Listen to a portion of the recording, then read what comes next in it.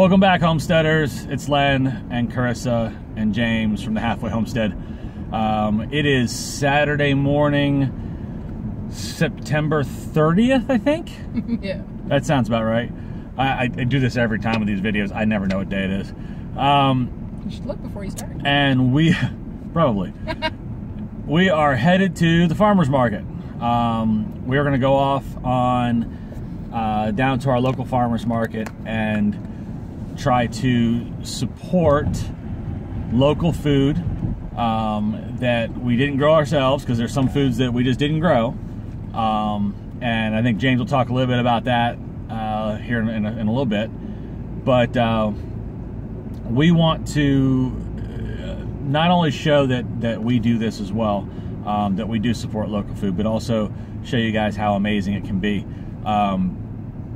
That said, one of the things that we learned on our homestead this year is that we didn't necessarily plan for a winter garden. I think we were so overwhelmed by the abundance that we had in the spring summer that it was kind of daunting to think about planting another garden right as things started to get finished up. It's like, well, when will it stop? But realistically, that was kind of short-sighted. So we don't have very many winter crops at all. So we need to fix that for next year. And so instead, we're going to go buy some from folks who probably have set up stuff. We're going to do as much as we can to put away some stuff now and go from there. So to that regard, I have started buying more things in bulk. We've been to a couple of local farmers markets recently, and I've bought half bushel or a bushel, I can't recall, of apples. I've now done that twice, and we've started trying to preserve them. And so the first thing that I've done is I've gone through and done applesauce. I've always bought applesauce, and you know, it's whatever. Turns out if you make it yourself with nothing but apples, or apples and a little bit of cinnamon in a crock pot, it's super easy. And it's super delicious, and you can also can it and preserve it and keep it. And so that's what I've been really excited about, is finding ways to buy in the bulk when, you know, your harvest comes in, when your local farmers markets have it in ample supply, and it's usually a lot cheaper than when you're trying to go find it later on. Yeah, like the example of that is that we love Honeycrisp apples. It's probably, you know, throughout the three of us, it's probably our favorite apple. If you ever had one, you know why. They're delicious. They're super crispy, super sugary, and sweet. They're not for everything. Like, you wouldn't make a cider out of it probably, but they're perfect for eating in hand and for pies and applesauce. That said, during the winter here in Northern Virginia, it's difficult to find them, and if you can find them in the grocery store, they're like $4.50 a pound. And they specifically seem to select an apple that weighs a pound. They're all like, so you basically pay like $4 an apple. It's pretty absurd. But right now, it's $25 for a half bushel. And that, I mean, we haven't counted it yet, but each batch of applesauce we've done in our crock pot has been about 15 apples going into the crock pot. And we still have a half bushel of the full bushel we bought. We still have a half bushel to go. So there's plenty there, and it's a whole lot cheaper. So buy it now, put it away. Plus, side note, Honeycrisps, if you put them in the crisper drawer of your fridge, they'll last a couple of months. It's nice and cool and dry down there. They will stay perfectly content for a long time. So you can get most of the winter out of them if you buy them up when they're cheap. So that's as long as your crisper drawer is set to low humidity. So I've also been doing that the same with the pumpkins, which actually came from our garden, which makes me super, super excited. We got some pumpkins this year. I had to harvest them a little early because we had squash bugs that came through and ate all the vines. So some of my pumpkins are on the smaller side, so they're not really good for your carving and decorating for Halloween or anything like that. So I started roasting them and making my own pumpkin puree. And that was fantastic. Absolutely. I made pumpkin puree, and out of a fairly small, I forget if I did one or two now, but I did, I roasted them up in the oven, and then I just put them in the food processor and put just a hair bit of liquid water in order to make it, you know, soften it up enough to be able to spin the food processor and get it to puree without, you know, clogging up. And that's really all it is. And then tell them about the pumpkin butter. Oh yeah, so good.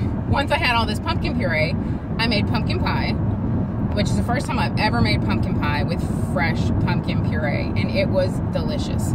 Slightly different texture because of the fresh pumpkin versus a canned pumpkin puree, but so much better.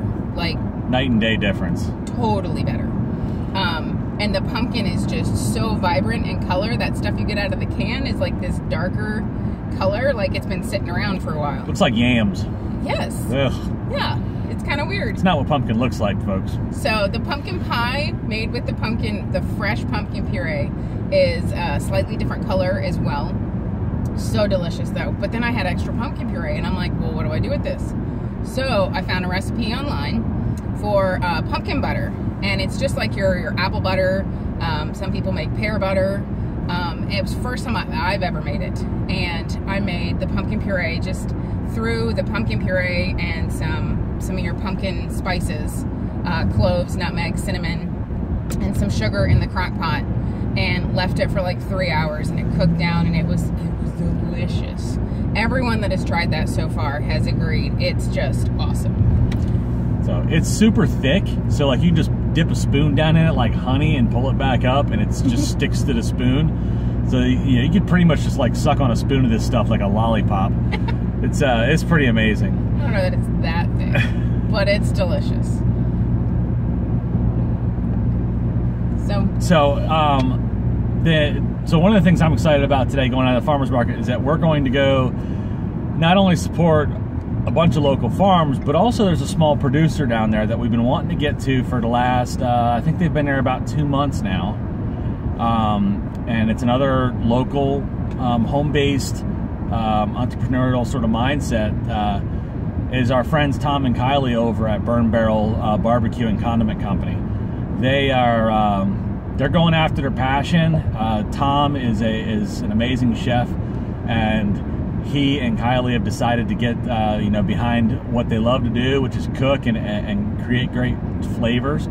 And they've started to bottle and can their sauces, and then also doing fresh barbecue at the farmers market. So I know they were at one of the local brewery last night. So I think they've had a long night and an early morning probably. But we're excited to go see them and see what they're doing. By all accounts, they're just doing an amazing job and killing it right now. So when we get down to the farmer's market, you know, that's one of the things we're looking forward to seeing. Also at the farmer's market, I'm looking forward to... Speak up. I'm looking forward to seeing the squashes that they have there.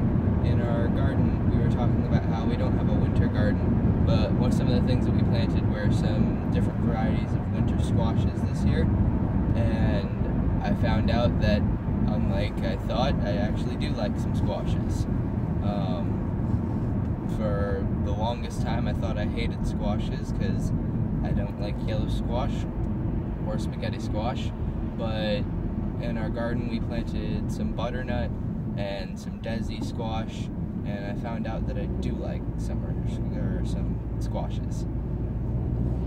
So we're gonna see what we can find for some other winter squashes and put away some of those for the year. We didn't get that many out of our garden this year. We got a couple of butternut, a couple of acorn, but that's about it.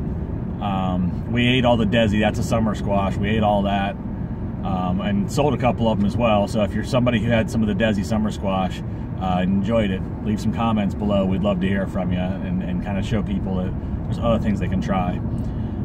So that's this morning. That's where we're headed. We're gonna go and enjoy a day in town this morning and walk in the farmer's market and supporting local business. So if you like this sort of thing and you'd like to see more of it, smash that subscribe button, share us with your friends. You can find us on our blog at thehalfwayhomestead.com, all over Facebook, Instagram, YouTube, everything's The Halfway Homestead. And if you'd like to support us in any fashion, the things that we're doing, the content we're creating, the things that we're trying to teach and share, there's plenty of ways you can do that. Through our website, you can find our Amazon affiliate link. Obviously, subscribing on YouTube helps to do that as well. Doesn't cost you anything. Neither of those things cost you anything. And most importantly, if you're local to us, come find us. We'd love to put some amazing food on your table. So we'll talk to you next time. Thanks, guys.